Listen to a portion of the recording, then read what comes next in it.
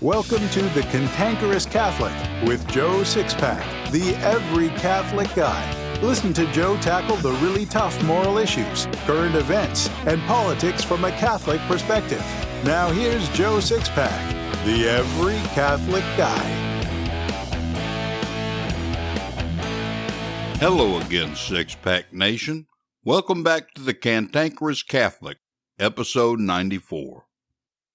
The first thing that'll stand out in this episode will be that Father Ed Meeks is a married priest, because many Catholics aren't aware that the Catholic Church has priests who are married and in good standing in the Church. Take a moment to wrap your mind around that, and we'll let you hear what Father has to say when we get back. We'll be right back after this message. I usually promote one of my books here, but from now on until the election, I'm going to run this. I have absolutely no doubt that President Trump will win re-election in a landslide victory on November the 3rd. However, and I pray I'm wrong, on November 4th we'll see a level of violence that hasn't been seen in America since the Civil War in 1861.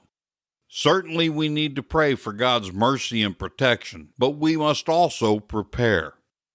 I'm begging you to spend the month of October building up your food reserves. If I'm right about the violence, it may be weeks before you'll be able to shop for any essentials, especially food. Be cautious, stay safe, and pray a lot. Father Meeks and his wife had a long and very interesting journey to the Catholic Church. I'm not going to tell you the Meeks story because I've added a link in my show notes to their story as told by Jan Meeks, Father's wife. Boy, that even sounds funny to me. What I am going to tell you is that this courageous priest is one of the few who is willing to tell you the truth about bad Catholic Joe Biden. He's going to tell you the truths about Biden that the mainstream media won't tell you. This is the last time we'll tell you just how bad Catholic Joe Biden is going to transform America and the Catholic Church in America. I'll be blunt. If, after hearing Father Meeks, you're still inclined to vote for Biden and his Marxist buddies in the Democratic Party, then I tell you now that you'll have deserved to be faced at gunpoint by the Marxists who enforce their destructive will. They want to destroy America. They want to destroy the Catholic Church. And rest assured that they will if bad Catholic Joe Biden wins the election. Before we get to Father Meeks, I have something very important to say. We all know that Jesus spoke to the world through the Gospels, but do you realize he has a lot to say in the book of Revelation as well? He does. The first thing I want to point out is what he said in Revelation 3:15. I know your works. You are neither cold nor hot. Would that you were cold or hot. So, because you are lukewarm, and neither hot nor cold, I will spit you out of my mouth. He also gives us a short list of people who can count on an eternity in hell. In Revelation 21:8, Jesus said, But as for the cowardly, the faithless, the detestable, as for murderers, the sexually immoral, sorcerers, idolaters, and all liars, their portion will be in the lake that burns with fire and sulfur, which is the second death. Now let me pull these two passages together for you. One of the greatest problems we have in the Catholic Church in America today is apathy, what Jesus referred to as lukewarmness. He said he's going to spit lukewarm people out of his mouth. That doesn't sound too promising to me. But then Jesus scares the bejeebers out of me, and I hope it scares you too, when he lists the people who can absolutely count on eternity in hell. He lists murderers, which would be anyone who supports abortion by voting for Biden and the Democrats or remaining silent about it. He lists the sexually immoral. That would be those who practice homosexuality, contraception, or any other sexual sin. But the thing that most attracts my attention are the very first two things he mentions, the cowardly and faithless. If you're a priest or bishop listening to this, and you haven't spoken out against the diabolical Democratic Party and bad Catholic Joe Biden, then you're either a coward or you're faithless. I beg you to repent while there's still time. You priests and bishops need to stand up and be the men, the real men, Jesus created and called you to be. The lady don't get off the hook here either. All our lives we've been told not to discuss controversial topics. That's a lie right out of the bowels of hell. Had we been challenging the so-called controversial topics in the first place, we wouldn't be in the situation we're in today. So all of us need to put on our big boy pants, instantaneously grow a spine, and stand up for the truth. That takes guts. That takes courage. Don't find yourself, very soon, in the situation where Jesus sends the cowardly to the lake that burns with fire and sulfur. Now let's listen to Father Meeks as you think about what Jesus has said. I've mentioned to you for the past 2 Sundays that I'm going to be speaking today on the November 3rd election, and I want to give you a little heads up as I begin. I will be going a little bit long this morning because I have a lot of ground to cover. This will be, for me personally, the 14th presidential election I will have voted in since reaching the age of majority, and this one is unlike anything I have ever seen. I actually said the same thing about the last election in 2016, but the events of the last 4 years, and in fact of the past 6 or 7 months, have cast this upcoming election in a whole new and ever more dire light. I believe that at this moment in time in history, you and I find ourselves as part of a society that is staring into the abyss, and that how our nation votes on November the 3rd will determine whether we collectively step off the cliff into that abyss or step back from it, if only temporarily. Now, let me preface my remarks by saying that it is not my place to tell you how you must vote. We do, after all, still live in a free country with free elections, at least for the time being. But it is my place as your priest and pastor to help you see how your vote may or may not line up with the teachings of the church. So I will tell you emphatically that what I'm about to say to you should not be taken as an implicit endorsement of any candidate by Christ the King Church or by the personal ordinariate of the chair of St. Peter. I'm taking this opportunity to speak to you personally, to share with you my own personal opinion. But it's an opinion both formed and informed by the Word of God and by the crystal clear teaching of the church for the purpose of helping you think through the choices. Because again, there are certain realities about the candidates and their parties that directly impact our Catholic faith. And so we must be aware of these realities before we cast our vote. And my first allegiance is not to any political candidate or party, but to the truth of God and His church. So what I'm going to say is not politically motivated, because the stakes involved far transcend politics. But what I'm going to say, I believe, has to be said.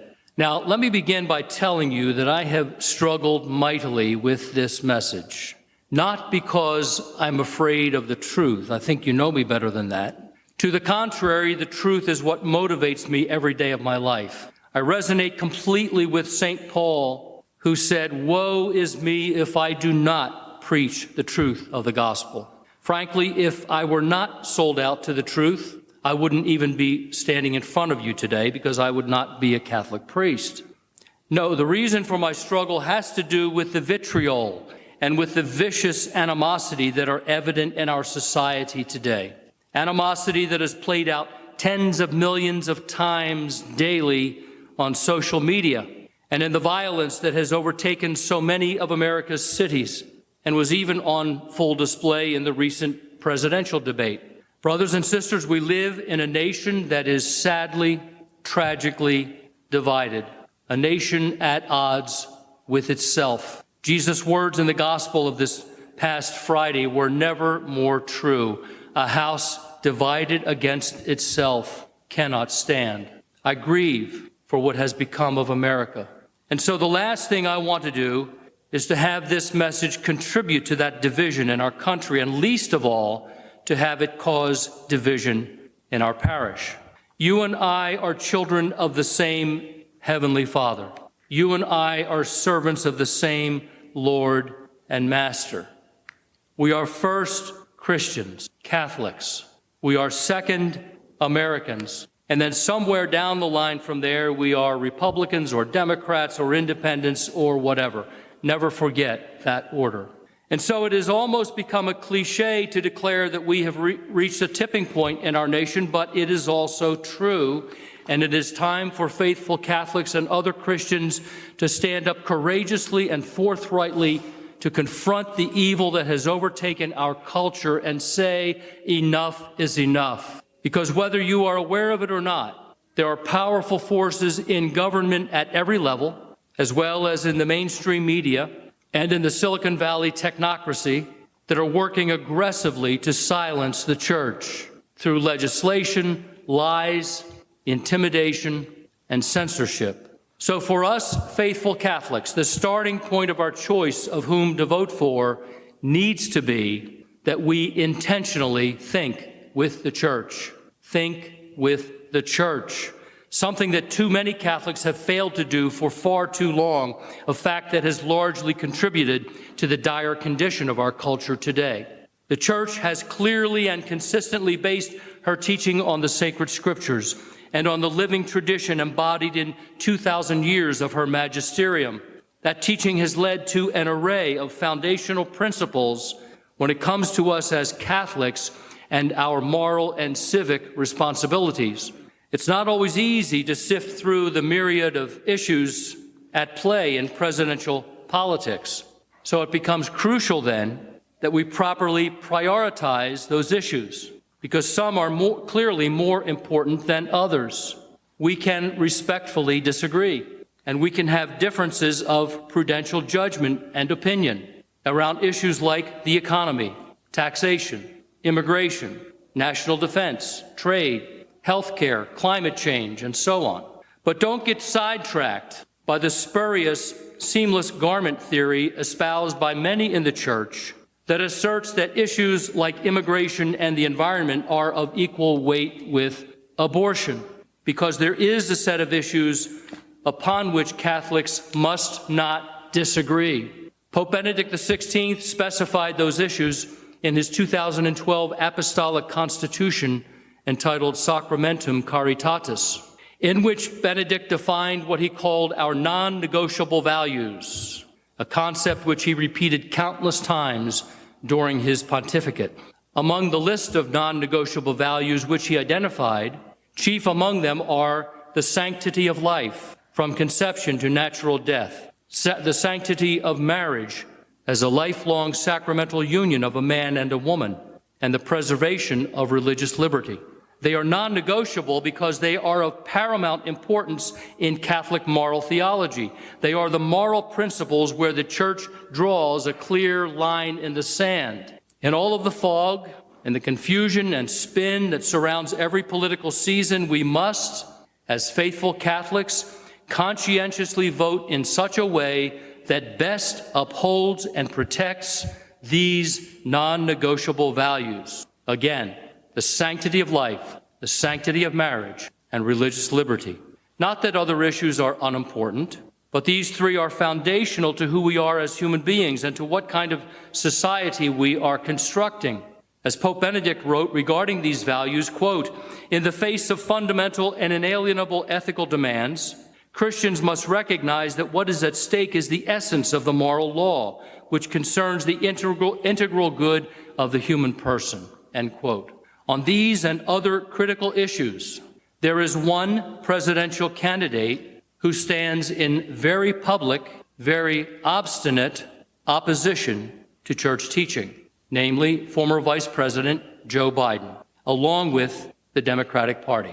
And so I'd like to share with you the 5 things which every Catholic needs to know about Catholic Joe Biden and how these line up with the non-negotiables. And by the way, before I begin, and for the sake of those of you who might be a little bit squeamish about what I'm about to say, let me quote for you a principle from the Second Vatican Council's Pastoral Constitution on the Church in the Modern World, entitled Gaudium et Spes. The Council Fathers wrote this, quote, "At all time and in all places, the Church should have the true freedom to teach the faith, to proclaim its teaching about society, to carry out its task among men without hindrance, and to pass moral judgments even in matters relating to politics, whenever the fundamental right of man or the salvation of souls requires it. Okay then, the 5 things that every Catholic needs to know about Catholic Joe Biden. Number 1, Joe Biden is unabashedly pro-abortion. This fact is clear from his long voting record, his public pronouncements, his allegiance to and support of groups like Planned Parenthood and NARAL, and from his party's platform not only in this election year, but in their platform going back decades.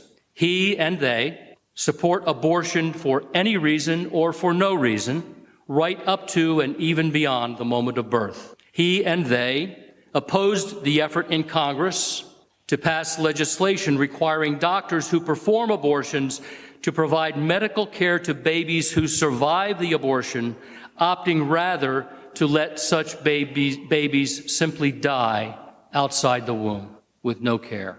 He and they are pushing for the repeal of the Hyde Amendment, an action which would force all American taxpayers, including you and me, to fund abortions, to pay for them. Along with their anti-life positions on euthanasia, physician-assisted suicide, embryonic stem cell research, and other issues, the Democratic Party has become the party of death, and Catholic Joe Biden is their standard bearer.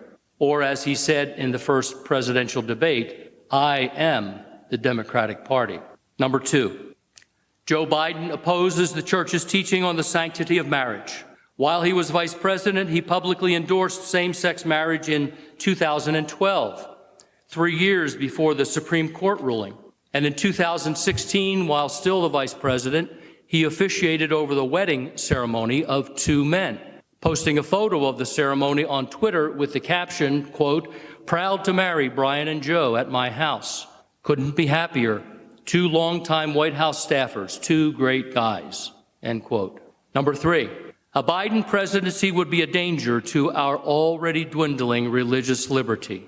He and his party advocate for the repeal of the Religious Freedom Restoration Act, which protects the religious conscience rights of healthcare workers who decline to participate in abortions, and of church-based adoption agencies that choose to place children only with married heterosexual couples, among other things.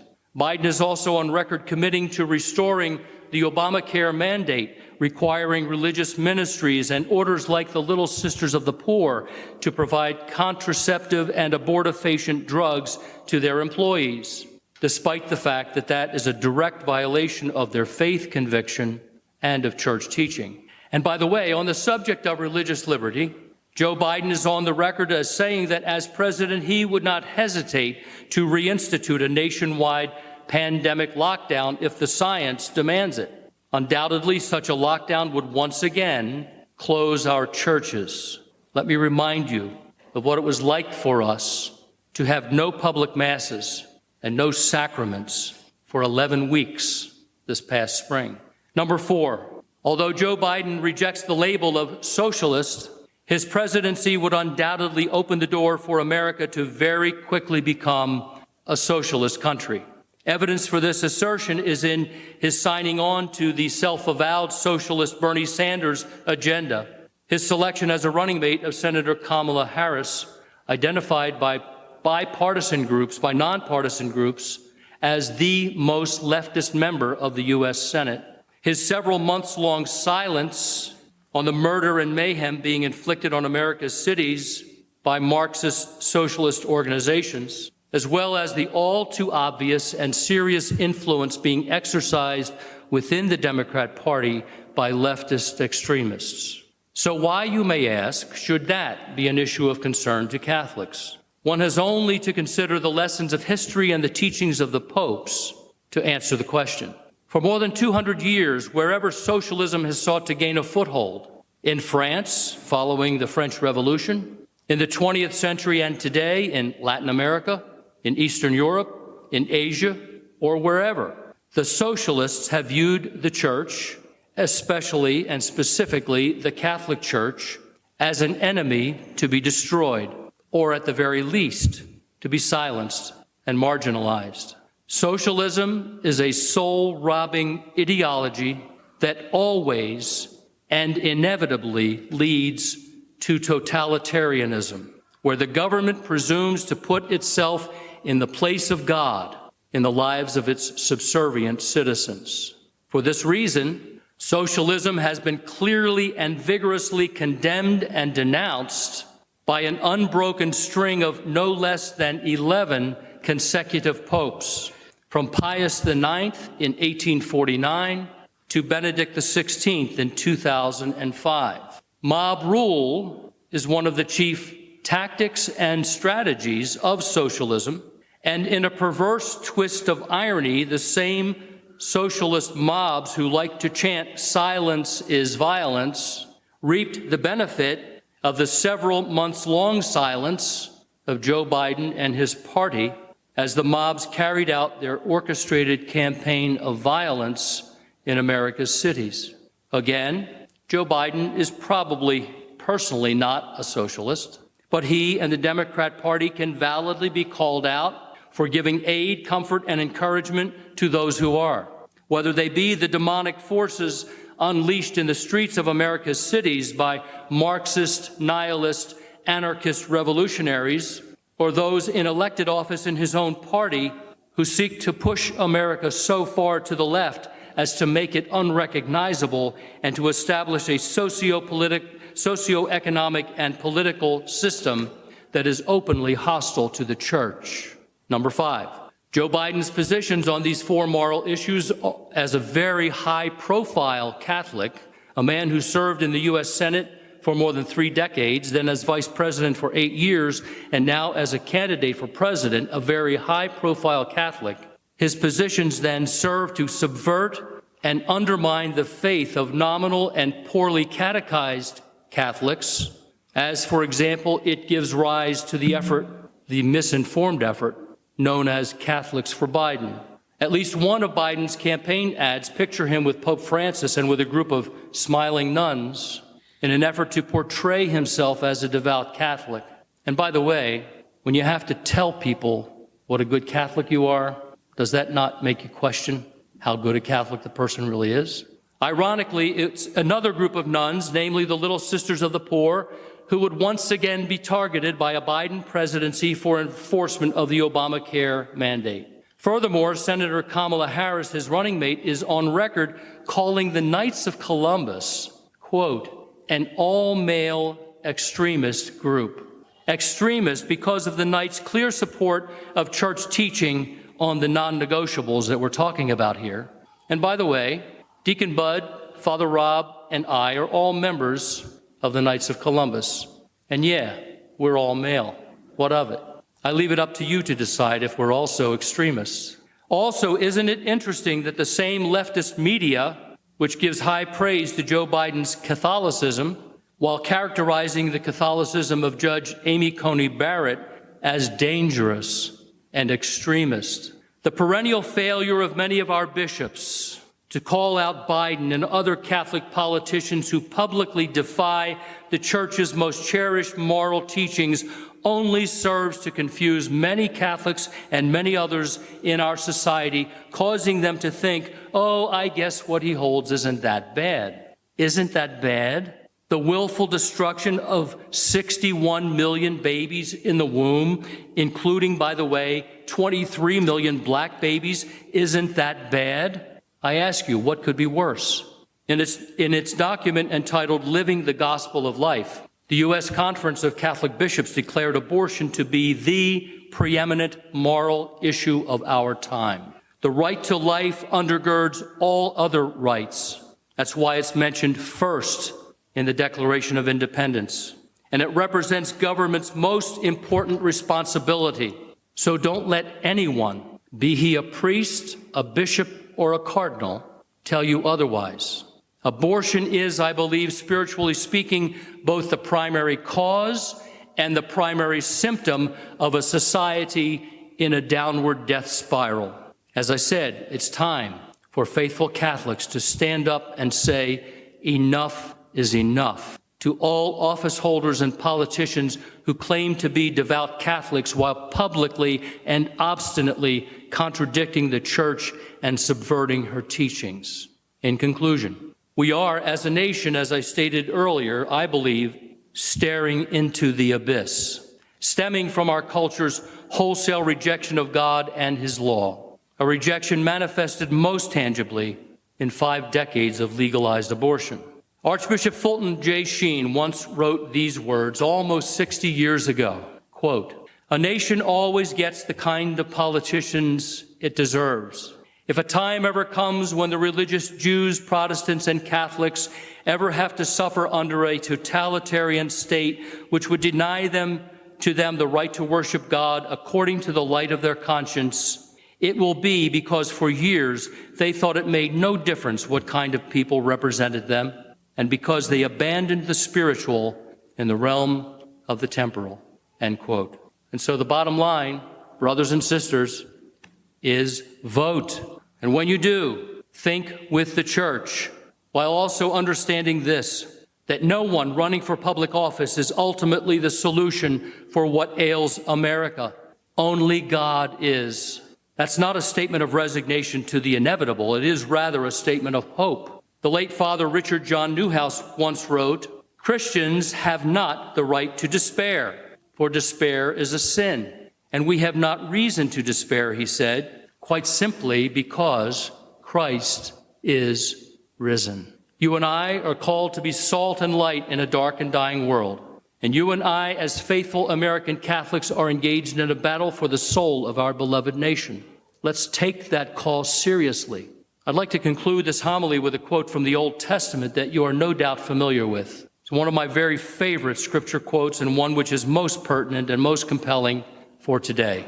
2 Chronicles 7:14. Almighty God declares this, "If my people who are called by my name will humble themselves and pray and seek my face and turn from their wicked ways, then will I hear from heaven and forgive their sin and heal their land." God bless you, and may God continue to bless America.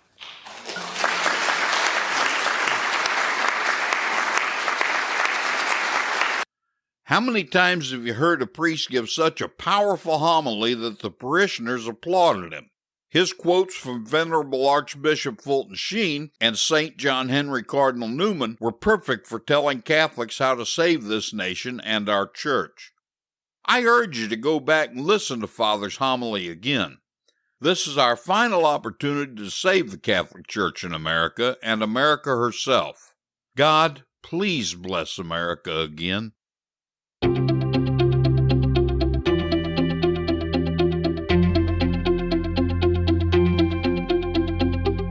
Do you have an apostolate you'd like other Catholics to learn about? Maybe you have an e-commerce business and you want to build sales while supporting a Holy Orthodox apostolate. Whatever you want to advertise, the Cantankerous Catholic is your portal to success. The Cantankerous Catholic isn't even a year into broadcasting its weekly shows, and we're already listened to in 16 countries, all 50 states, and 101 major cities throughout the U.S. and Canada. Our listener demographics are the most sought after for advertisers. The Cantankerous Catholic avatar is 53% men and 47% women ages 18 to 34. The show's average growth rate through 2019 was 24% per week, and our listeners are Orthodox Catholics who reject heterodox Catholic positions and political correctness. Relative to other podcasts and online advertising, our rates are extremely cost-effective and inexpensive. You can advertise in each show's show notes, in the recorded episode itself, our weekly newsletter that announces each new episode, all of these media together, or in any combination. So contact us today by filling out the form on the Sponsor Kit page at cantankerouscatholic.com, or email Joe Sixpack, the Every Catholic Guy, directly at joe@cantankerouscatholic.com to learn how you can begin driving traffic to whatever you want to promote while helping to support a worthy, orthodox, and hard-hitting apostolate.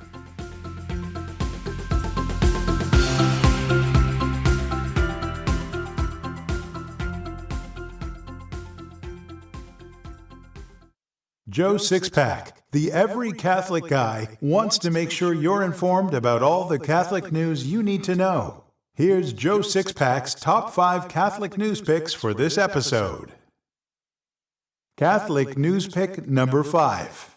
Hats off to LifeSite News. The United States Conference of Catholic Bishops, through the Catholic Campaign for Human Development, are funding an organized and direct effort to elect former Vice President Joe Biden as the next President of the United States. So much for abortion being the preeminent issue. You can read the whole story by clicking the link in my show notes. Catholic news pick number 4. Hats off to the Washington Examiner. Catholic school administrators are trying to lure in families whose public schools have been shut down by the coronavirus pandemic with tuition assistance programs, giving dioceses the rare opportunity to enroll hundreds of new students.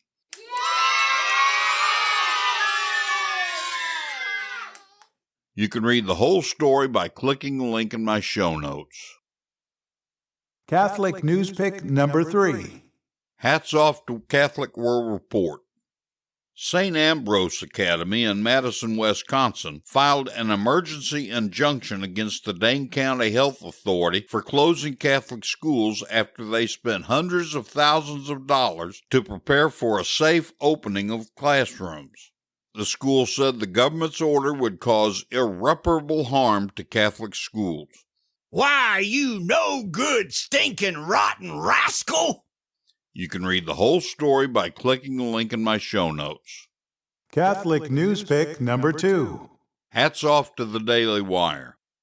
The California State Senate passed a controversial reform to its sex offender registry that would allow a young adult who has gay sex with a minor to escape registering in some cases based on a judge's discretion. I'm no fan of sex offender registries. I agree with Justice Thomas and the late Justice Scalia that they're unconstitutional, but I sure don't approve of what this implies. That just makes me mad! You can read the whole story by clicking the link in my show notes. Catholic news pick number 1. Hats off to Catholic News Agency. Catholics living in Wisconsin will once again be required to go to Mass on Sunday, provided they are healthy and not at risk for coronavirus. Hip, hip, hooray! You can read the whole story by clicking the link in my show notes. Catholicism 101 is the segment where Joe Sixpack, the Every Catholic Guy, gives you little thumbnail lessons to help you better learn and understand the Catholic faith. Here's this week's Catholicism 101. Thanks be to God, most people where I've been are generally respectful, but there have been some terrible abuses to the Eucharist reported over the years.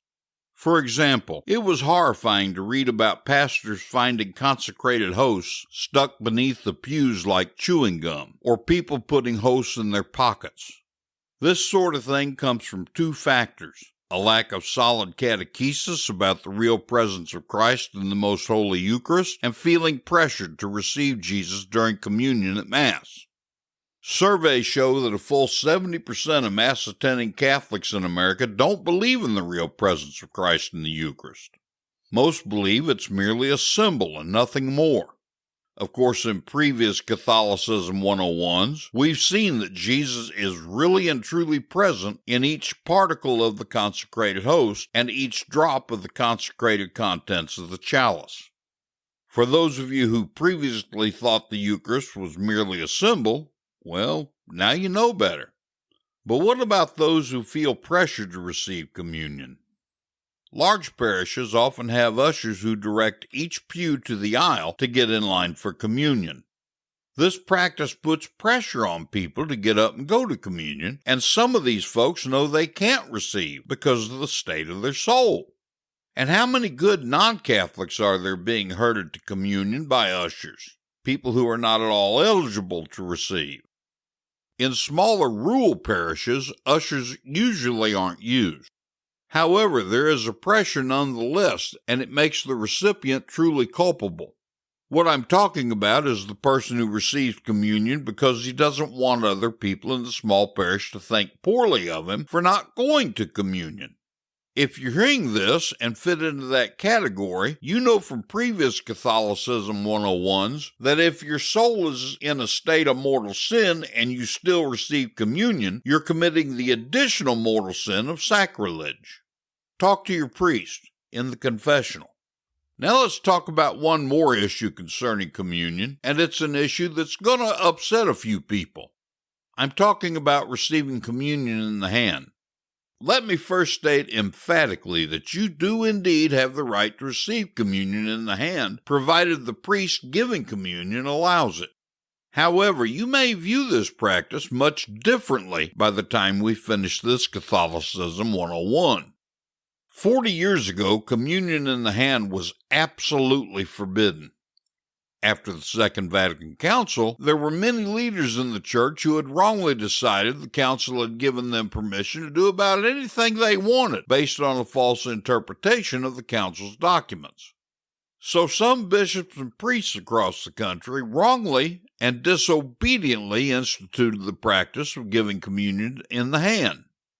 Why is it allowed today?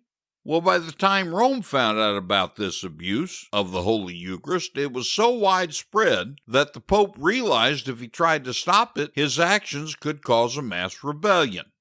Those of you old enough to remember, the world was generally in a state of rebellion to authority in those days. I certainly remember it, and I was one of those rebels, though not yet a Catholic. So the Holy Father decided it was better and safer to legitimize the practice at the time with the hope of reversing it later in incremental steps. Modern Catholics have to be asking themselves, why is it wrong to receive Jesus in the hand in the first place? Well, the place to begin for that answer is in the ordination of a priest. Have you ever wondered why some people kiss the hand of a priest? That's because his hands have been consecrated by the bishop during the priest's ordination. They were consecrated because a priest is a very special man. Think about it. During the consecration of the Mass, he calls God down from heaven, and God obeys. The second person of the Blessed Trinity comes down from heaven at the consecration to where? To rest in those consecrated hands of the priest. The Church so deeply reverences the real presence of Christ at the Holy Eucharist that the paten upon which the host rests must be made of gold or heavy gold plate. The inside of the chalice must be lined with gold, and the priest's hands must be consecrated by the bishop who is acting in persona Christi, that is, in the person of Christ. What moral right do the laity have to hold the body of Christ in our hands? Well, we have no moral right at all, even though we now have a conditional canonical right. We aren't worthy of holding his body. The priest is no more worthy than we are, as he's just as human as we. That's why the bishop consecrates his hands, so that the hands holding him are holy through that consecration. Even now, you only have the canonical right to receive Jesus in the hand, if the celebrating priest at the Mass allows it. Case in point is a modern pontiff. I recall seeing him at Mass on television before I was a Catholic, hearing the story behind it after I became a Catholic. The Holy Father was in America for one of his visits. A certain number of people were called upon to receive communion directly from the Pope himself, and this select group was told ahead of time not to attempt to receive in the hand. At communion time, one man decided to test the issue. He stood before the pontiff with his hands extended to receive the host. The Holy Father stood motionless with the host in a position to place it on the man's tongue. It seemed like an hour passed as the man stubbornly stood with his hands extended, and the Pope stood equally fixed to place our Lord on the man's tongue. The will of Pope St. John Paul the Great finally won out, and the man accepted Christ on his tongue. The will of the Church is to allow us to receive in the hand, but only because of the abuses heaped on the Eucharist a lifetime ago. The heart of the Church, though, is for us to receive Jesus on the tongue, as St. John Paul demonstrated. Now let me ask you something. If one of your elderly or ill parents asked you to clean the kitchen or garage because he or she was physically limited to do the job properly, would you do it well enough to get by, or would you do it the way you knew your parent would do it? If you love your parent, you'd do it the way he or she would want it done. Since you now know how your Holy Mother, the Church, prefers us to receive Christ, do you really want to continue to receive Him in your hand? Think about it.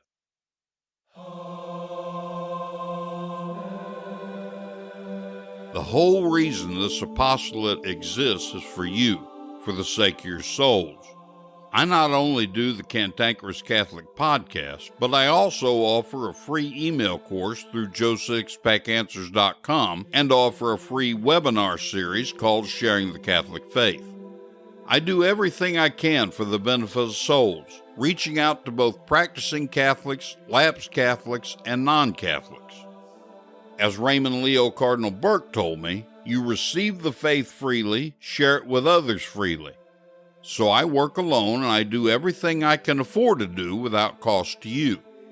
Until the lockdowns, I almost always earned enough revenues to cover expenses, and that's all I've ever cared about. Since the China virus lockdowns, I've had to face some pretty tough financial realities. During the lockdowns, my revenues were decimated, and I've had to pay expenses out of my pocket.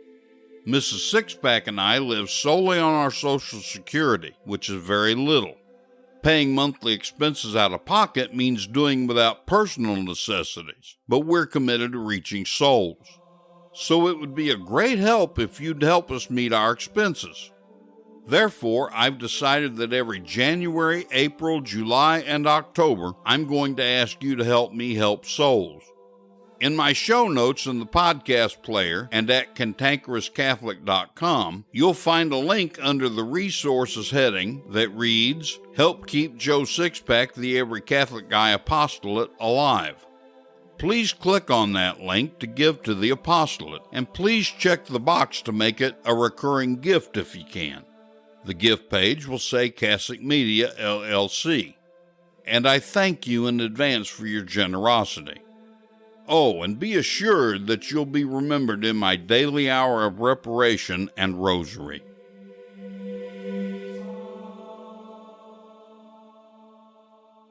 The Catholic Church is 2,000 years old. A lot of wisdom is gained over 2 millennia. Each week we'll share some of that wisdom with a Catholic quote. So here's this week's Catholic quote. This week's Catholic quote is from St. Gregory of Nazianzus. He said, Give something, however small, to the one in need, for it is not small to the one who has nothing. Neither is it small to God if we have given what we could. I believe a really great way to teach the faith is through stories, parables, and anecdotes. So here's today's story. There's a story of a young king 1,000 years ago who really loved his people and was grieved to know how much they suffered from hunger and cold and sickness. He did what he could by gifts of clothes and food, but his people didn't seem to care. It's no use telling the king our troubles, they'd say. He could never understand what it is to work or to be hungry and cold. The young king felt discouraged and went to a wise old man seeking his advice. How can I win the confidence of my people, he asked. I want to show them how to put an end to some of their sufferings and help them to bear others bravely, but they don't know their king loves them. Tell me how I can make them understand. There'd only be one way, I think, Your Majesty. Tell me, for God's sake, if Your Majesty could go and live among them, not as a king, but as one of themselves. That night a man dressed in poor clothing left the palace. No one knew it was the king, and no one knew his secret except the old man and 2 trusted servants. People thought the king had gone on a journey to some faraway country, but for months he lived in a poor hut in one of the towns. He lived and ate and worked as a peasant. He tended the sick and aided workers. The people around him soon came to love him for his help and advice. They were sorry when he had to say goodbye to them. When he came back to the palace and once more went among the people as he did before, he was soon recognized by those who'd known him as a laborer. The story spread, and from that time on his people loved and trusted him because he'd shown that he loved and cared for them to such an extent that he'd even become one of them. Jesus loved us so much that he became one of us. Though he was God, he wanted to become man. He lived and worked and suffered like us.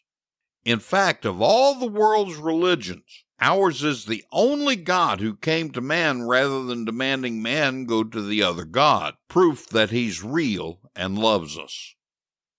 Help your fellow Catholics, Sixpackers.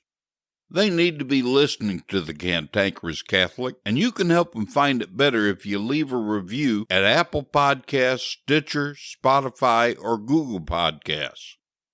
Leaving a review will make it easier for other Catholics to find the Cantankerous Catholic, because reviews cause the podcasting platforms to show it more often. And I thank you in advance for leaving a review. This has been the Cantankerous Catholic with Joe Sixpack, the Every Catholic Guy. Thanks for subscribing, and be sure to visit CantankerousCatholic.com to get your free copy of Joe's popular book, The Best of What We Believe, Why We Believe It.